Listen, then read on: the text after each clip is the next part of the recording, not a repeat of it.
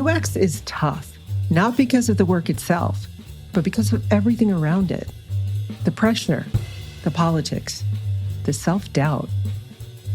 Joe Natoli has been through it all, and for more than 30 years, he's been helping UXers and designers find their way through the challenges that really make or break a career. Not the wireframes or design tools, but imposter syndrome, office politics, bad bosses, and learning to stand your ground.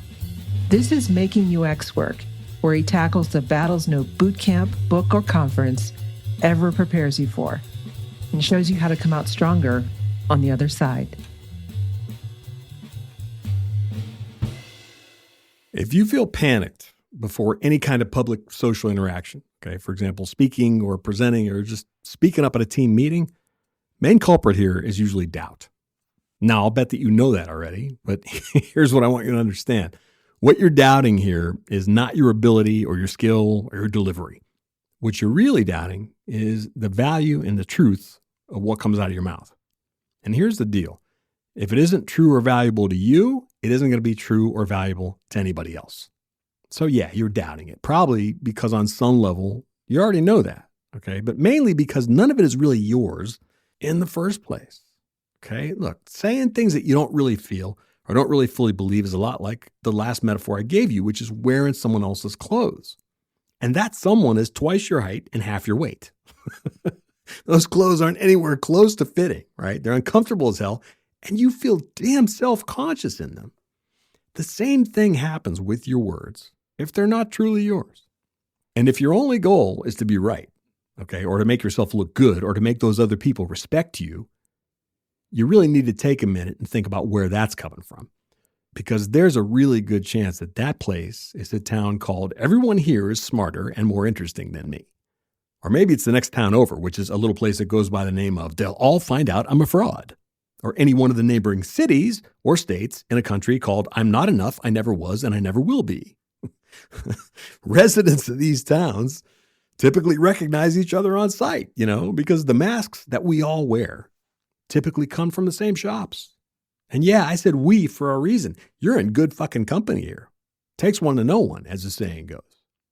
Look, here's what I know to be true, friends. No matter how well built that mask may be, the pressure behind it will show. It'll show clearly, plain as day. Why? Because wearing that mask requires that every ounce of your energy goes toward keeping it on and keeping it intact, at all times. Which means that you don't have any mental or emotional energy left for anything else, right? It means that your delivery of that script that you've adopted rings completely hollow and fails to connect with those people that you're striving to connect with, that you're trying to reach, you're trying to impress in any meaningful way. Now, let me ask you a question. When you cut out all the typical end goals from the equation, okay, a good impression to make, a public image to maintain, an approval to get, a budget to be granted, whatever, what are you left with when you cut all that stuff out? You're left with the parts that actually matter to you. You're left with the truth. You're left with the things that you want and need to communicate most. You're left with the things you need to lead with, the things that simply make you happy to say out loud. Here's a quick segue, because God knows I love tangents.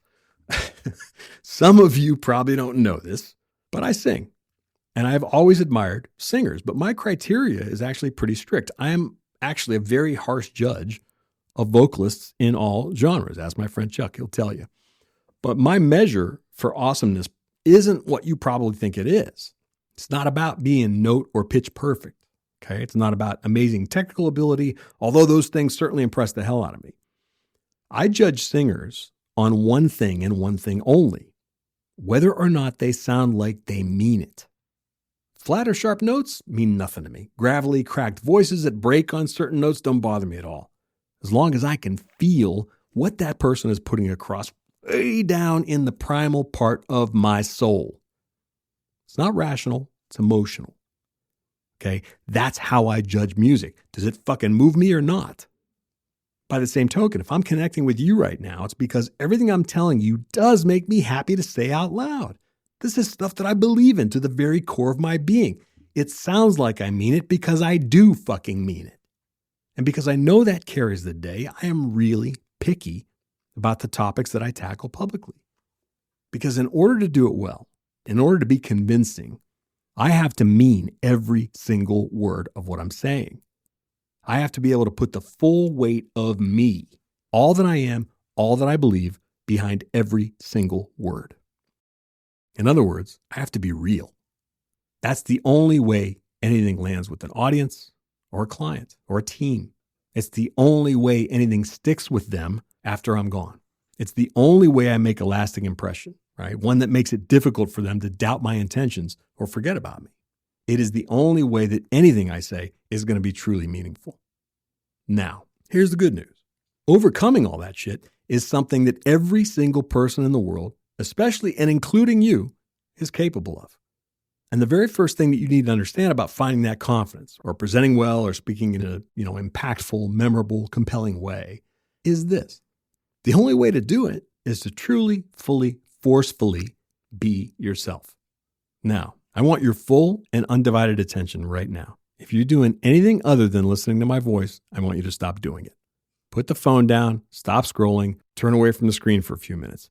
If you're driving, pause here and come back to it, because this is really important. I want you to hear and feel and internalize the next words coming out of my mouth, because it is by far the most important fucking thing you're going to hear from me during our time together today. Are you listening? Here it is. What you say is not nearly as important or as impactful as how you say it.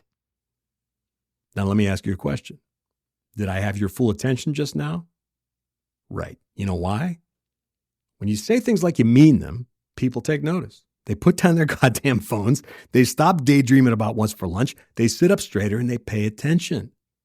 We're going to unpack that a little, and hopefully you're going to see why. There's a hell of a lot more to that single statement than you think. I promise you, this is the core. This is the place from which all good things come.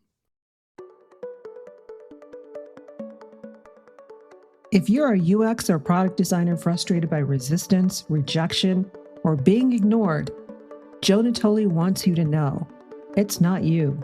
After 35 years working with teams inside global enterprises, he created the UX 365 Academy to show you what's really standing in your way and how to move past it.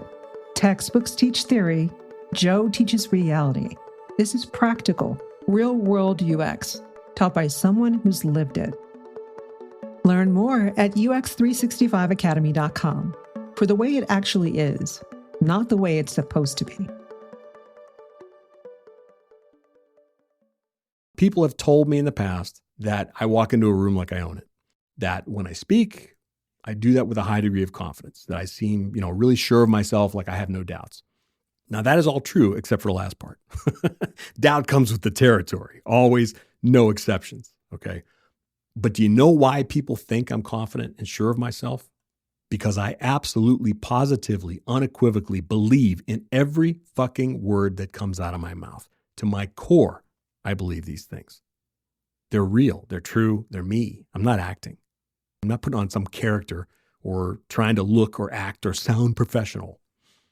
I'm not following the 3,000 tips I've read in 20,000 books about public speaking.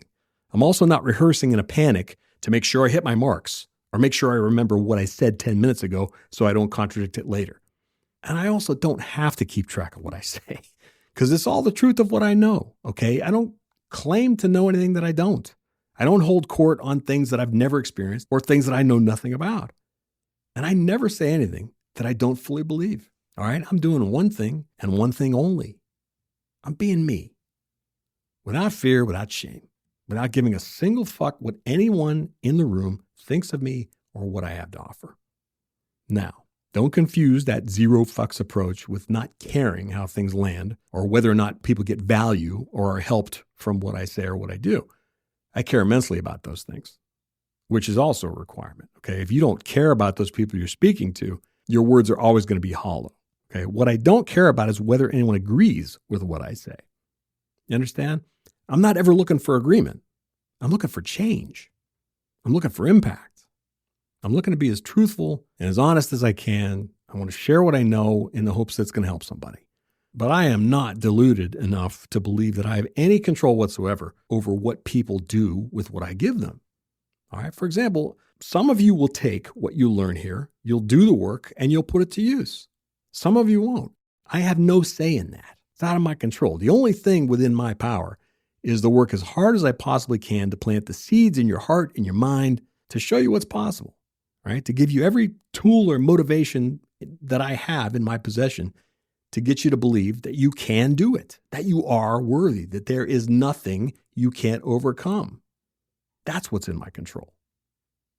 The other thing I want you to understand is this, okay? Contrary to popular belief, you do not have to have any glorious, unique, special oratorial skill to speak or present effectively. Your vocabulary or your practice or your experience doesn't have to be at the highest level. You are not lacking anything. All these books and courses and techniques that you see and hear so much about, to give more confident speeches are bullshit. You cannot and will not learn to present yourself with confidence following instructions and adopting techniques that are completely foreign to you. I believe that to the core of my being. Trying to follow something that doesn't take into account the context and the reasons why you have trouble with this in the first place is a losing battle. Look, everyone has different reasons for their struggles in these areas, all right? And those reasons have to do with you. They're yours. It's your history, your beliefs, your emotions, your instinctive, ingrained, hardwired, physical, cognitive responses. All the more reason you got to find a way that works for you specifically, instead of obsessing, over, tips and techniques and formulas and recipes, that teach you the right way to do this. I talked to you about singing, okay? I approach singing the same way. I wasn't blessed with incredible technical ability, right? But I can sing and I do have pretty good range. And I am at my best and most convincing when I prioritize emotion over hitting that note exactly right. That's what makes it real, okay? That's what makes it land with emotional force. That's what makes it memorable. If you think about it, people move from stranger to friend in similar fashion, right? Each person's truth, if it's allowed to come out, rings true with another person, right? They dig your thing, you dig theirs. It's acceptance, recognition of a kindred spirit. The joy that comes from a zero effort hang, only comes when you allow yourself to truly be seen. Your words, your ideas, your clothes, and your size. And just so you know, laughter comes from the very same place. And by the same token, if you're presenting or pitching at work, talking to a room of people, above all else, you want everyone in that room to remember you.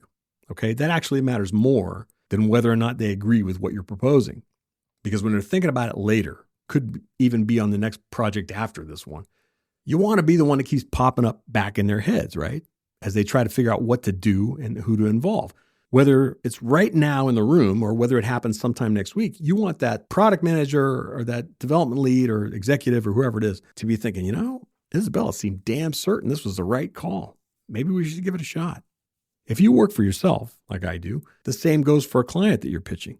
Sure, they're interviewing 5 other freelancers or 5 other companies, but you want them thinking, as they talk to those other folks, these guys just don't seem as into it or as committed as Joe was. All right, before we wrap this up, I want to leave you with one more thing because it's really important. If you're trying to convince somebody of something, convincing your boss or your executive team to allocate time and budget for UX research, for example, understand that you will not win the day because your facts are better than anyone else's. People all too often think that arguments can be won, okay, that facts or data sell the story, especially from a business perspective.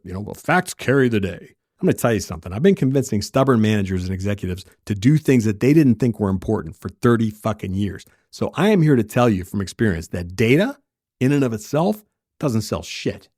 Facts by themselves do not ever win the day. Communication, connection, or even agreement in a business situation is emotional, not rational. So whether it's making a friend or gaining respect or finding real love or just having a deep, rewarding conversation or convincing that client or that boss to do something that really needs to be done, you will win the day for one reason and one reason only. And that's because your story or your pitch was more emotionally resonant. It was more honest, more truthful, more impactful, more impassioned, more uniquely yours in every possible way. Just be you. It's enough.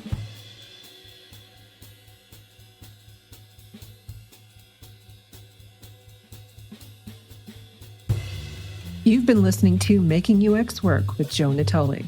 Honest talk about the hidden challenges that shape a design career. See you next time. And until then, onward and upward.